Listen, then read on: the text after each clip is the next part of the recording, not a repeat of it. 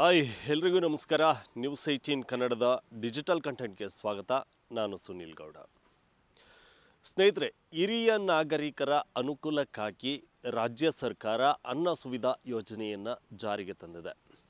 ಈ ಯೋಜನೆಯಿಂದ ಹಿರಿಯ ನಾಗರಿಕರು ಅಂದರೆ 75 ವರ್ಷ ಮೇಲ್ಪಟ್ಟಂಥ ಹಿರಿಯ ನಾಗರಿಕರು ಉಚಿತವಾಗಿ ಪಡಿತರವನ್ನು ಇನ್ನು ಮನೆಗೆ ತರಿಸ್ಕೊಳ್ಳುವಂಥ ಒಂದು ಯೋಜನೆ ಆಗಿರುವಂಥದ್ದೇ ಅನ್ನ ಸುವಿಧಾ ಯೋಜನೆ. ಆದರೆ ಈ ಯೋಜನೆಯಲ್ಲಿ ಒಂದಷ್ಟು ನಿಬಂಧನೆಗಳಿದೆ. ಅಂದರೆ 75 ವರ್ಷ ಮೇಲ್ಪಟ್ಟ ಎಲ್ಲರೂ ಕೂಡ ಮನೆಗೆ ಪಡಿತರವನ್ನು ಉಚಿತವಾಗಿ ತರಿಸ್ಕೊಳ್ಬಹುದಾ ಅನ್ನುವಂಥ ಪ್ರಶ್ನೆ ಇಲ್ಲಿರುವಂಥದ್ದು. ಆದರೆ ಇದಕ್ಕೆ ಒಂದಷ್ಟು ನಿಬಂಧನೆಗಳನ್ನು ರಾಜ್ಯ ಸರ್ಕಾರ ಹೊರಡಿಸಿರುವಂಥದ್ದು.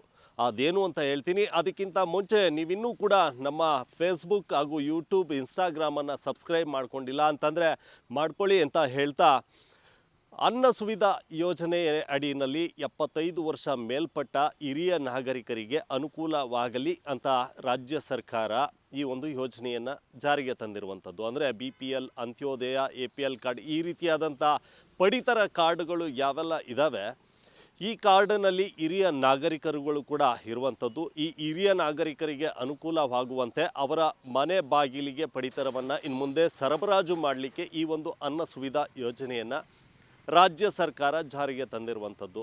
ಹಾಗಂದ ಮಾತ್ರಕ್ಕೆ ಎಲ್ಲ 75 ವರ್ಷ ಮೇಲ್ಪಟ್ಟವರ ಮನೆಗೆ ಈ ಪಡಿತರ ಉಚಿತವಾಗಿ ಹೋಗುತ್ತಾ ಅನ್ನುವಂಥ ಪ್ರಶ್ನೆ ಇಲ್ಲಿ ಎದುರಾಗುತ್ತೆ. ಆದರೆ ಅದು ಆಗಲ್ಲ. ಅಂದರೆ ಎಲ್ಲರೂ 75 ವರ್ಷ ಮೇಲ್ಪಟ್ಟವರ ಮನೆಗೆ ಪಡಿತರ ಉಚಿತವಾಗಿ ಹೋಗಲ್ಲ. ಇಲ್ಲಿ ರಾಜ್ಯ ಸರ್ಕಾರ ಒಂದಷ್ಟು ನಿಬಂಧನೆಗಳನ್ನು ಹೊರಡಿಸಿರುವಂಥದ್ದು. ಅಂದರೆ ಯಾರೆಲ್ಲ 75 ವರ್ಷ ಮೇಲ್ಪಟ್ಟವರಿದ್ದಾರೋ ಆ ಏಕ ಸದಸ್ಯ ಹಿರಿಯ ನಾಗರಿಕರೇನಿದ್ದಾರೆ ಅವರ ಮನೆ ಬಾಗಿಲಿಗೆ ಮಾತ್ರ ಪಡಿತರ ಉಚಿತವಾಗಿ ಹೋಗುವಂಥದ್ದು. ಇನ್ನು ದ್ವಿಸದಸ್ಯರಿರ್ಬೋದು, ತ್ರಿಸದಸ್ಯರಿರ್ಬೋದು, ಅಂದರೆ 75 ವರ್ಷದ ಒಳಗಿರುವಂಥವರು ಆ ಒಂದು ಕಾರ್ಡ್ನಲ್ಲಿದ್ದರೆ ಅವರ ಮನೆ ಬಾಗಿಲಿಗೆ ಇದು ಹೋಗೋದಿಲ್ಲ. ಅವರಿಗೆ ಈ ಅನ್ನ ಸುವಿಧಾ ಯೋಜನೆ ಅನ್ವಯಿಸೋದಿಲ್ಲ.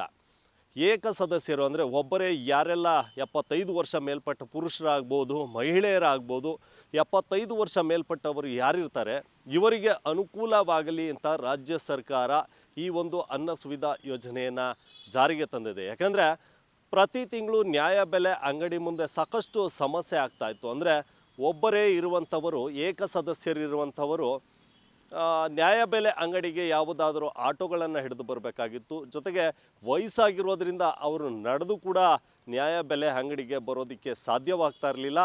ಇದರ ಜೊತೆಗೆ ಅವರ ಕೈ ಬೆರಳಿನ ಹಸ್ತರೇಖೆಗಳು ಕೂಡ ಅಳಿಸೋಗಿರ್ತಿತ್ತು. ಹೀಗಾಗಿ ಬಯೋಮೆಟ್ರಿಕನ್ನು ಕೂಡ ಕೊಡೋದಕ್ಕೆ ಸಾಧ್ಯವಾಗ್ತಿರಲಿಲ್ಲ.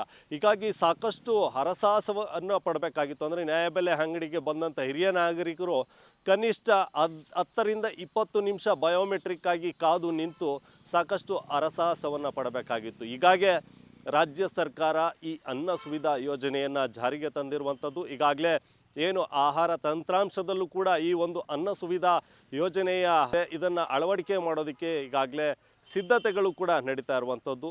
ಏನು 75 ವರ್ಷ ಮೇಲ್ಪಟ್ಟಂಥ ಹಿರಿಯ ನಾಗರಿಕರಿದ್ದಾರೆ ಇವರು ಮಾಡಬೇಕಾಗಿರುವಂಥದ್ದು ಇಷ್ಟೇ. ಒಂದು ನಂಬರ್ ಇರುತ್ತೆ, ಆ ನಂಬರಿಗೆ ಕರೆಯನ್ನು ಮಾಡಿ OTPಯನ್ನು ಕೊಡಬೇಕಾಗತ್ತೆ. OTPಯನ್ನು ಕೊಟ್ಟ ನಂತರ ಪ್ರತಿ ತಿಂಗಳು 6 ರಿಂದ 15ನೇ ತಾರೀಕಿನ ಒಳಗೆ ಅವರ ಮನೆ ಬಾಗಿಲಿಗೆ ಉಚಿತವಾಗಿ ಪಡಿತರ ಸರಬರಾಜು ಮಾಡುವಂಥ ಕೆಲಸಗಳು ಆಗುತ್ತೆ. ಇದು ಈ ಅನ್ನ ಸುವಿಧಾ ಯೋಜನೆಯಲ್ಲಿ ಬರುವಂಥದ್ದು. ನೀವು ಕೂಡ 75 ವರ್ಷ ಮೇಲ್ಪಟ್ಟವರಾಗಿದ್ದರೆ, ಏಕ ಸದಸ್ಯರಾಗಿದ್ದರೆ ನೀವು ಕೂಡ ಈ ಒಂದು ಯೋಜನೆಗೆ ಒಳಪಡ್ತೀರಾ. ನೀವು ಈ ಒಂದು ಯೋಜನೆಯನ್ನು ಬಳಸ್ಕೊಳ್ಬಹುದಾಗಿದೆ. ಇದು ಇವತ್ತಿನ ವಿಶೇಷ ಸುದ್ದಿಯಾಗಿತ್ತು. ನೋಡ್ತಾ ಇರಿ ನ್ಯೂಸ್ 18, ಜಾಲ ನಮ್ಮದು, ಬಾಲ ನಿಮ್ಮದು. ನಿರ್ಭೀತ, ನಿಷ್ಪಕ್ಷಪಾತ, ವಿಶ್ವಾಸಾರ್ಹ ಸುದ್ದಿಗಳಿಗೆ ಮತ್ತೊಂದು ಹೆಸರಾಗಿರೋ ನ್ಯೂಸ್ 18 ಕನ್ನಡ ಈಗ ಆಪ್ನಲ್ಲೂ ಲಭ್ಯ ಇದೆ. ದಯವಿಟ್ಟು ಇಲ್ಲಿರೋ QR ಕೋಡ್ ಅನ್ನು ಸ್ಕ್ಯಾನ್ ಮಾಡಿಕೊಂಡು ಆಪ್ ಡೌನ್ಲೋಡ್ ಮಾಡೋದಕ್ಕೆ ಮರಿಬೇಡಿ. ನಿಮ್ಮ ಬೆಂಬಲ ಹೀಗೆ ಸದಾ ನಮ್ಮೊಂದಿಗಿರಲಿ. ಧನ್ಯವಾದ.